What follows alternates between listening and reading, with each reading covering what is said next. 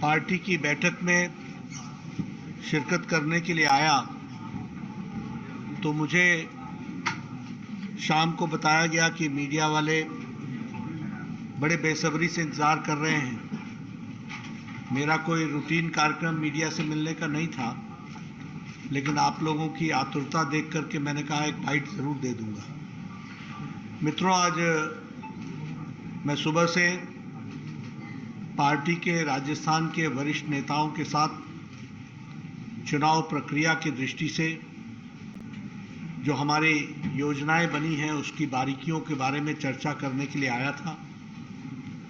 शुरू में जो नहीं सहेगा राजस्थान और उसके साथ साथ 1 तारीख को किए जाने वाला घेराव, उसके बारे में मैंने जानकारियां हासिल की और ये कार्यक्रम सफल कार्यक्रम सही मायने में राजस्थान की जनता गहलोत सरकार को 1 मिनट भी बर्दाश्त करने के लिए तैयार नहीं है। ये वातावरण जो हम सबको दिख रहा है, उस कैंपेन में नहीं सहेगा राजस्थान का सफल आयोजन 1 तारीख को होने वाला है। मैंने लंबे समय तक बैठ करके कोर कमेटी की बैठक में आने वाली पार्टी की योजनाओं के बारे में गहराई से चर्चा भी की और रणनीति को, जिसको कहते हैं कि उसको अंतिम रूप देने का काम किया गया है। आपको अगले 5-4 दिनों में जो योजना है उसके बारे में डिटेल जानकारी भी मिलेगी और किस तरीके से हम रणनीति को आगे ले जा रहे हैं वो भी आपको देखने को मिलेगा।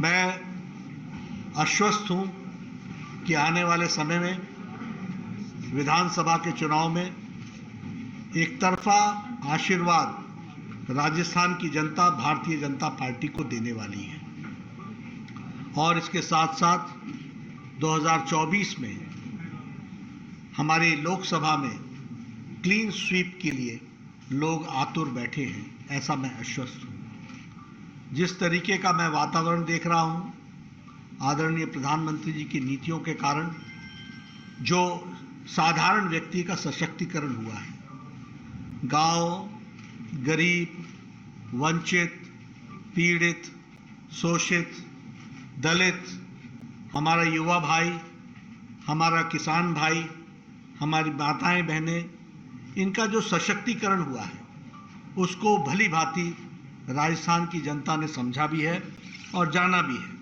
और इसलिए वो एक तरीके से आश्वस्त है कि भारतीय जनता पार्टी को वो अपने समय में पूरा आशीर्वाद दे करके भारतीय जनता पार्टी को सफल बनाएंगे। जहाँ तक गहलोत सरकार का सवाल है, मैंने पहले कहा था, ये गहलोत नहीं, ये गृह लूट सरकार है।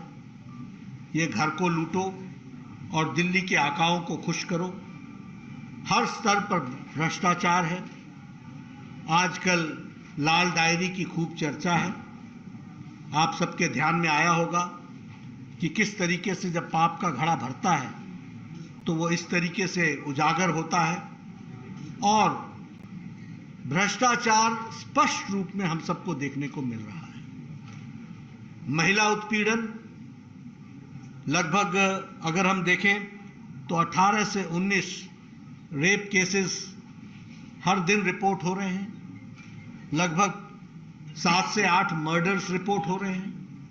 क्राइम का वो हाल हो गया है और विशेष करके दलित महिलाओं का जिस तरीके से शोषण हो रहा है, जिस तरीके से उनका उत्पीड़न हो रहा है, मैं तो ये भी कहना चाहूँगा कि गहलोत सरकार को शर्म आनी चाहिए कि आज इस तरीके की परिस्थिति राजस्थान की खड़ी हो गई, जो शांत प्रिय प्रदेश था, जो संस्कारों के लिए जाना जाता है, जिसकी एक अपनी संस्कृति है, जिसका एक अपना इतिहास है, गौरवमय इतिहास है, उस धरती पर इस तरीके से महिला सम्मान का के बजाय महिला अपमान हो, यह कभी भी राजस्थान की जनता बर्दाश्त नहीं करने वाली है।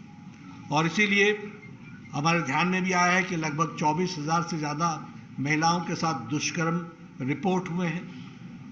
ये किसानों की बात करते हैं, 19,500 किसानों को कुर्की के नोटिस दे दिए गए हैं, ये बात करते हैं कि हम किसान का कर्जा माफ करेंगे। आज किसान बेहाल अपने आप को महसूस कर रहा है और वह ठगा महसूस कर रहा है। जो जिन बातों की चर्चा करते हैं, हम सबके ध्यान में आया है कि विकास का नाम पर जो केंद्र सरकार ने दिया वह भी ठीक ढंग से नहीं लगाया गया है, और जिस तरीके की लूट यहां पर मची हुई है, जिस तरीके से हर कोई लूटने पर लगा हुआ है, ये भ्रष्टाचार अब राजस्थान सहने वाला नहीं है। और आने वाले चुनाव में भारतीय जनता पार्टी को भरपूर मत देगा। जहां तक दलितों का सवाल है, लगभग 8,000 से ज़्यादा केसेस एक साल, 8,000 केसेस इन 1 ईयर 2022 में रिपोर्ट हुए हैं।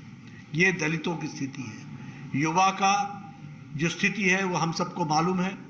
जो ये रीट के भर्ती में हम सबके ध्यान में आया, जिस तरीके से पेपर लीक हुआ, ये सब बताता है कि युवाओं के साथ भी बहुत ही जिसे कहा जाए कि घोर अन्याय हुआ है।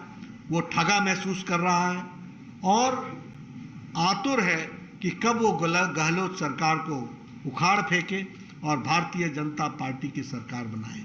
इन योजनाओं को लेकर के हम आगे बढ़ने वाले हैं। आगे हमें सफलता मिलेगी, ये मैं आपसे कहना चाहता हूँ।